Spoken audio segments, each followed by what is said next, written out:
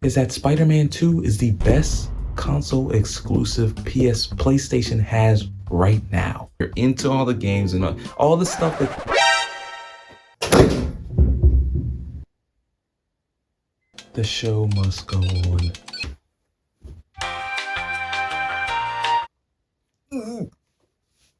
Welcome back to the show. So all of that brings me to my second point. We're back. This time, a little bit more cozy, a little bit more fluid, no scripts. And I was thinking, how can I build a case for Spider-Man 2 to get Game of the Year this year? Now hear me out. I'm proud of myself, okay? I went through a lot to make this video, okay? And you watched it all on camera, all right? Please, like, comment, and subscribe, because all I hope this does is prove my dedication to bringing you guys the best content out right now. 2018, this game was a really good game. We all understand that, but it just got beat out by two games that were simply better. Dude, who cares? It's not 2018 anymore. It's 2023. And this year, Insomniac is getting 2018 flashbacks because not only did you re-up again for another great year for gaming, but you're going up against not two games that are clearly better than you, but arguably 3 games.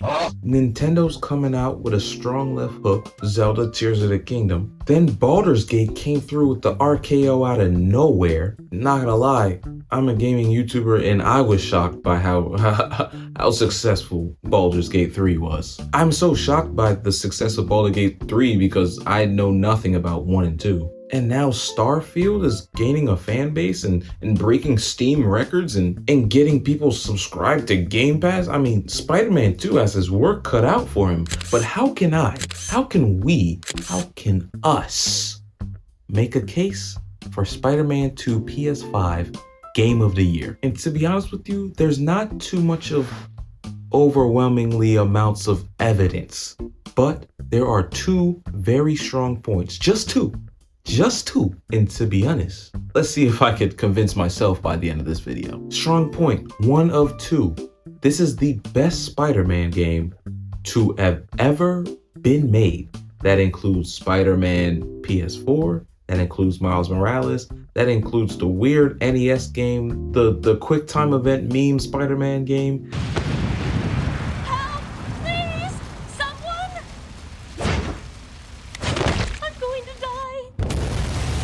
That includes Spider-Man 2 for the PlayStation 2, I think it was. Venom and Spider-Man Separation Anxiety. Yeah, I think it's better than that.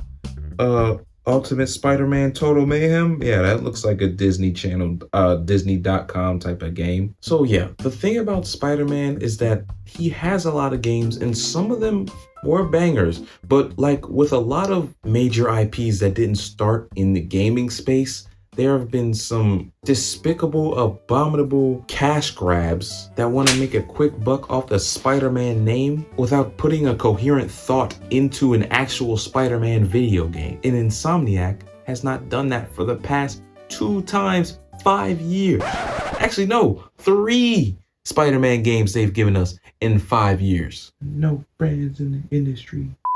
As a matter of fact, you can make the actual argument that this game is competing with the last game for the greatest Spider-Man game of all time. Because this game is just a better version of the last game.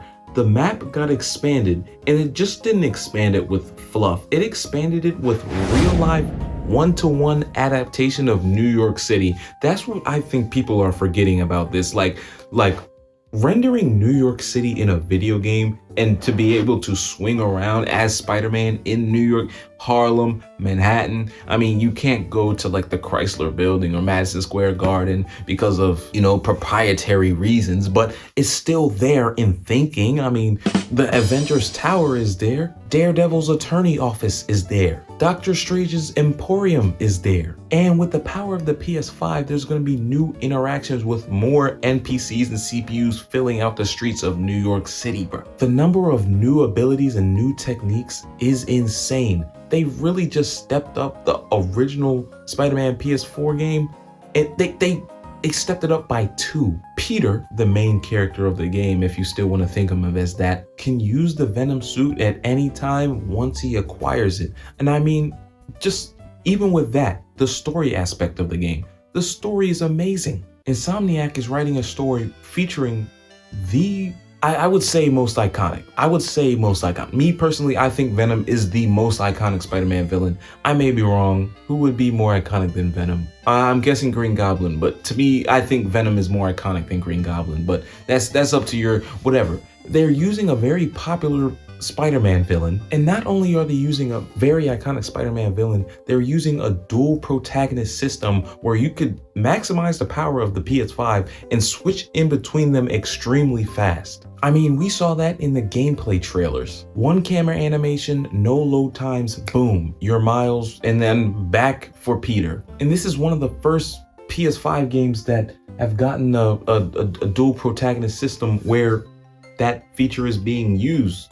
For the most part, I can't think of another game like where the dual protagonist system is being used, where you could switch in between, like how GTA did with Trevor, Michael, and Franklin. Almost forgot their names. I mean, it's been 10 years. We need a new game. They added gliding. They added new abilities specific to Peter, the Venom suit, and specific to Miles, invisibility and electricity. This game is Spider-Man 1, but even faster. Even the web slinging is faster. And they had to, it's the most logical thing to do with how much they expanded the map. I think they expanded Queens. They added Queens, and I think they added a little bit of Harlem too. And that's not even the main focus of the game. The main focus of the game for new players and returning players from Marvel Spider-Man PS4, I guess, is the combat. The combat system is totally revamped.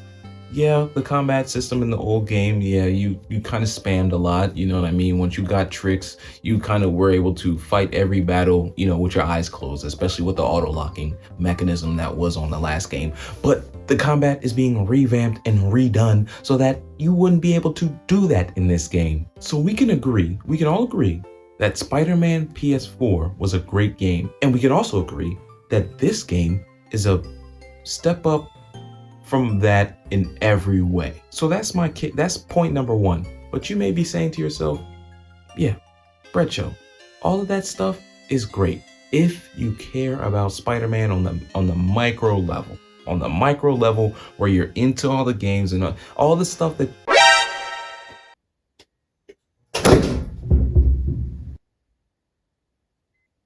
that was not my fault. The show must go on. I'm going to die. All right, can you guys see me? If you can see me, like nod your head or something. Welcome back to the show. They didn't want to see me be great. They didn't want to see Spider-Man be great, but we're gonna be great regardless. So all of that brings me to my second point, is that Spider-Man 2 is the best console exclusive PlayStation has right now. It is the premier release for PlayStation consoles, for console exclusives this year. And it's going up against Xbox's Starfield and Tears of the Kingdom for Nintendo. And one of the main reasons I'm saying that right now is because it's bringing people to get the PlayStation. I know Spider-Man drove me to get the PlayStation 5 when it came out, because I was sitting on the sidelines in 2018, not swinging around New York City. And it's not coming to PC anytime soon. Just like the last one, they're not even talking about it. They're not even talking about it being on PC, which means you have to get a PlayStation to get it. And if you were going to get a PlayStation for their console exclusives in the year 2023, it's mostly because of Spider-Man, just like the last one. Spider-Man is the heavy hitter. Spider-Man is the uppercut. It's the right hook. It's not the jab. Final Fantasy 16, that was a jab. Baldur's Gate 3 coming out on PlayStation first, that was a jab. It didn't come on PlayStation first, but of all the consoles, it came on PlayStation first. That was a jab. The sleeper, the back shoulder bomb, is Spider-Man 2. And then of course on deck is Horizon, Final Fantasy 16, the Baldur's Gate, for 7 days. This is the best PS5 game that is out right now. It is a PS5 exclusive, and it is maximizing the power of PlayStation 5 with the dual protagonists and everything like that. I'm proud of myself, okay? There was a little thing that happened, and within the minutes, I got set up with this light, and we're back on the road. I know you hear those beeps and everything.